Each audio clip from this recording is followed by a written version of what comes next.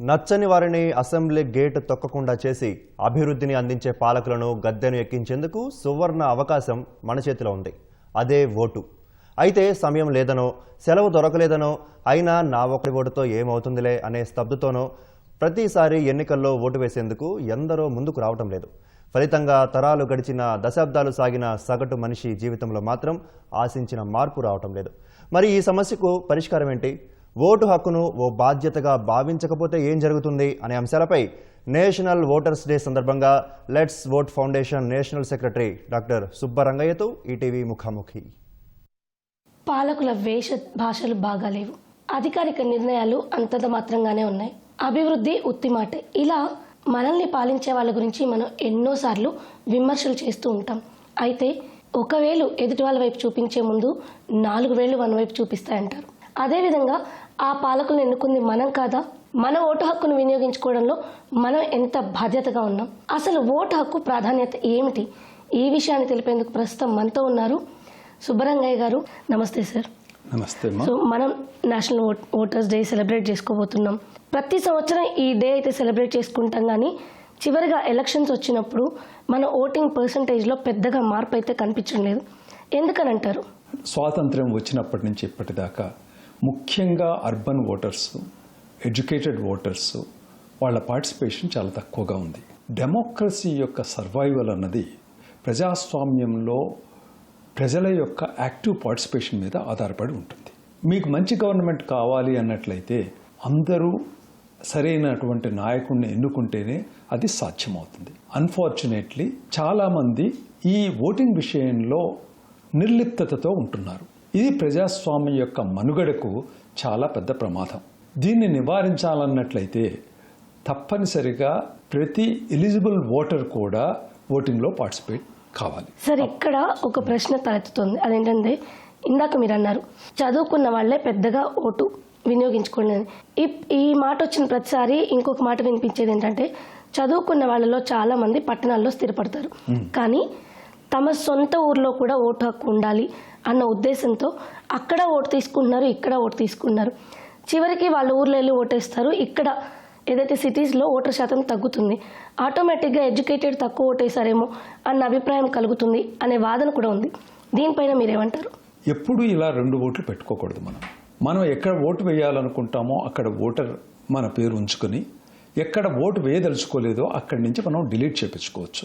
voters.eci.gov.in అనే వెబ్సైట్కి వెళ్ళినట్లయితే అందులో ఫామ్ 7 అని ఉంటుంది. ఈ ఫామ్ 7ని ఫిలప్ చేసి మనం ఎక్కడ ఓటును డిలీట్ చేసుకోవాలో అక్కడ చేసుకోవచ్చు. మళ్ళీ రేపు మనకు కావాలి అన్నట్లయితే కూడా ఆ ఓటర్ జాబితాలో మన పేరును చేర్చుకునే అవకాశం ఉంది. ఎవరికైనా ఒక చోట ఓటు కావాలి అన్నట్లయితే వాళ్ళు చూసేది గత 3 నెలలుగా నీవు ఆ ప్రాంతంలో ఆ ఇంటిలో నివసిస్తున్నావా లేదా అన్నది మాత్రమే ప్రధానంగా చూస్తారు. దీనికి మనకు రకరకాలైనటువంటి ప్రూఫ్స్ ఉన్నాయి. ఒకటి, మనము మన సొంత ఇల్లు ఉన్నట్లయితే మనకు డాక్యుమెంట్ ఉంటుంది, లేదా అద్దె ఇంటిలో ఉన్నట్లయితే మనం ఒక అగ్రిమెంట్ రాసుకొని ఉంటాం ఓనర్తో, అది ఉపయోగించుకోవచ్చు.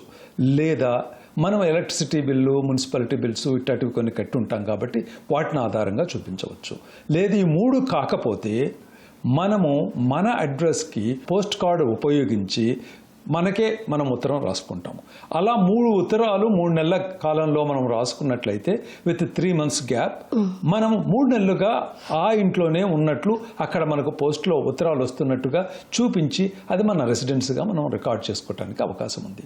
ఈ విధంగా ఎన్నో విధాలుగా మనం ఉన్న చోట ఓటుని రిజిస్టర్ చేసుకోవచ్చు.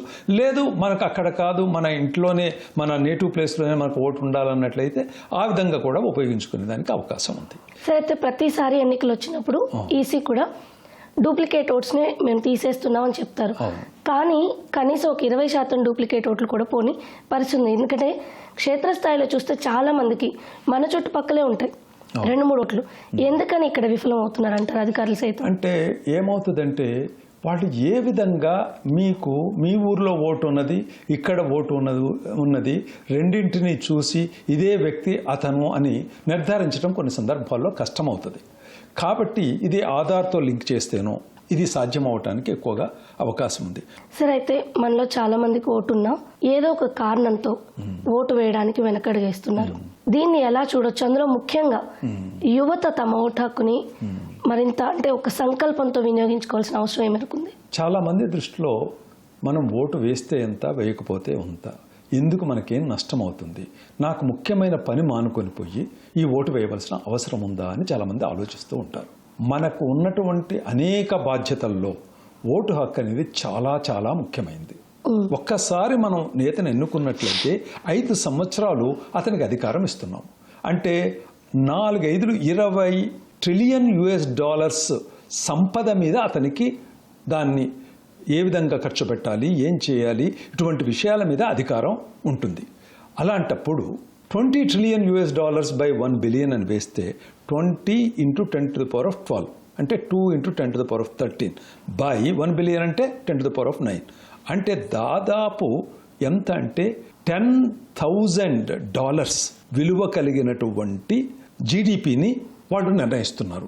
10,000 అంటే 1 × 10⁴ × 100 అంటే 10 లక్షల రూపాయల విలువ కలిగిన సగటు ఓటరు 10 లక్షల విలువ కలిగినటువంటి జీడిపిని ఈ నేత ఒక్కొక్క ఓటర్కి నిర్ణయిస్తున్నాడు కదా. ఒక్కొక్క ఓటర్ నిర్ణయిస్తున్నాడు. ఎందుకంటే ఊరికే ఒక ఓటు విలువ ఎంత అని తెలియటం కోసం చెప్తున్నాను. అంటే 10 లక్షల విలువైనటువంటి ఆర్థిక వ్యవస్థను అతను డిసైడ్ చేస్తూ ఉంటే నువ్వు ఏ 1000కో 4000కో 5000కో నీ ఓటును అమ్ముకుంటున్నావు అంటే ఎంత హాస్యాస్పదం అది. సరే, అయితే ఇందాక మీరు అన్నారు ఒక్క ఓటరు 5 ఏళ్లలో 10 లక్షల రూపాయల సంపద నిర్ణయించే నేతను ఎంచుకుంటారు అని. ఇక్కడే మనం నేతలను ఎన్నుకునేటప్పుడు ఏంటంటే మీరు ఇందాక ఇది కూడా చెప్పారు, 1000కో 500కో ఓటుని వేస్తే సరికాదు అని. డబ్బుతో పాటుగా కులం కావచ్చు, ప్రాంతం కావచ్చు, ఇలాంటివి కూడా ఓటుని నిర్దేశిస్తున్నాయి. ఎవరికి వేయాలన్న విషయాన్ని కూడా చెప్తున్నాయి. ఇది ఎంతవరకు కరెక్ట్ అంటారు? ఇలాంటి అంశాలు ఓటుని శాసించడం ఎంతవరకు కరెక్ట్? మనం ఒక కాలేజీలో మన విద్యార్థిని, మన పిల్లవాడిని చేర్పించేటప్పుడు ఆ కాలేజీ ఏ కులం వాళ్ళదని చూసిపోతున్నావా? లేదు కదా.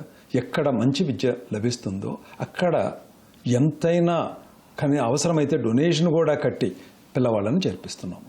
అట్లానే ఒక డాక్టర్ దగ్గరికి పోవాలనుకుంటున్నాము. ఎటువంటి డాక్టర్ దగ్గరికి వెళ్తాము? ఆయన కులం చూసిపోతామా?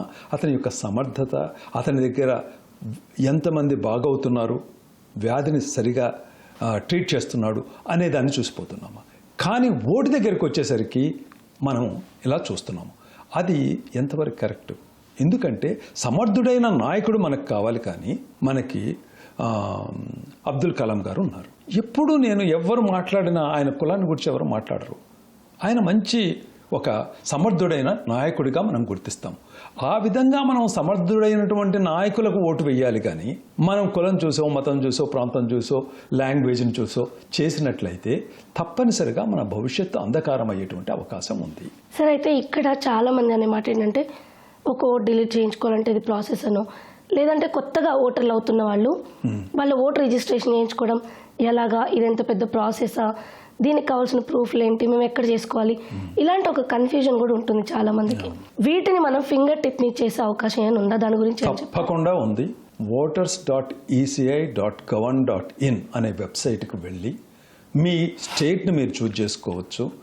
ఆ ఫామ్ని ఫిలప్ చేయొచ్చు.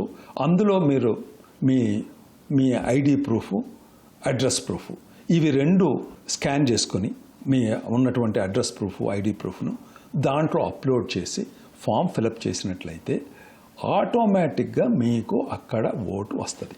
సార్, చివరిగా మనం నేషనల్ ఓటర్స్ డే సందర్భంగా కొత్తగా ఓటర్స్ అయ్యే యువత కానివ్వండి, ఇప్పటికే ఓటు వచ్చినా కొన్ని సందర్భాల్లో ఉద్యోగ రీత్యానో వ్యాపార రీత్యానో ఓటు వేయడానికి కుదరని వాళ్ళు కానివ్వండి, అలాంటి వాళ్ళు ఇకపైనైనా సరే మారాల్సిన అవసరం ఏమేరుకుంది? వాళ్ళకి మీరు ఇచ్చే మెసేజ్ ఏంటి? ఇది వాళ్ళందరూ దయచేసి నా విజ్ఞప్తి ఏంటంటే, అత్యవసర అనివార్య పరిస్థితులలో తప్ప వీలైనంత వరకు 99% తప్పకుండా వాళ్ళ ఓటు హక్కును వినియోగించుకోవాలి. ఇది దేశానికి వాళ్ళు చేసే అతిపెద్ద సేవ. ఇంకా మీకు చెప్తున్నాను, ఈరోజు ఒక మామూలు పౌరుడు, విద్యావంతులైనటువంటి వాళ్ళు 10 లక్షల జీతంలో వచ్చేవాళ్ళు చాలామంది ఉన్నారు. భార్యాభర్త కలిస్తే 20 లక్షల రూపాయల జీతం వస్తుంది. 20 లక్షల రూపాయల జీతంలో ఎంత ట్యాక్స్ కడతారు? ఒక్కోసారి 1,00,000, 2 లక్షల రూపాయల ట్యాక్స్ కూడా కడుతున్నారు. అంత ట్యాక్స్ ఎవరికి పోతుంది? గవర్నమెంట్కి పోతుంది. ఆ డబ్బులు అంతా ఎవరు ఏ విధంగా ఖర్చు పెడుతున్నారు? ఈ నేతలే కదా. నువ్వు ఈ ట్యాక్స్ కట్టడానికి ఒక్క నిమిషం ఆలోచించటం లేదు. నీ సంపాదనలో దాదాపు 2-3 నెలల సంపాదనను ట్యాక్స్ రూపంలో కడుతున్నావు. 1 గంట స్పేర్ చేయలేకపోతే ఎట్లా? ఎందుకంటే మన డబ్బే వాళ్ళు ఖర్చు పెడుతూ ఉన్నది.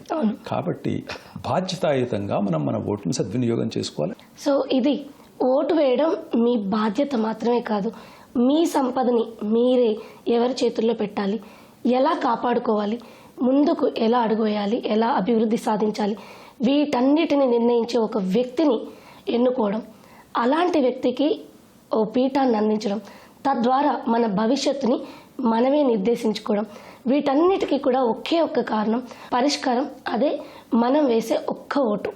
కాబట్టి నా ఒక్క ఓటుతో ఏమవుతుందిలే అనుకోవద్దు, ప్రతి ఒక్కరూ తప్పనిసరిగా ఓటు హక్కును వినియోగించుకోవాలి అంటున్నారు సుబ్బరంగయ్య గారు. కెమెరా పర్సన్ నరేంద్రతో రమ్య, ఈటీవీ న్యూస్, హైదరాబాద్.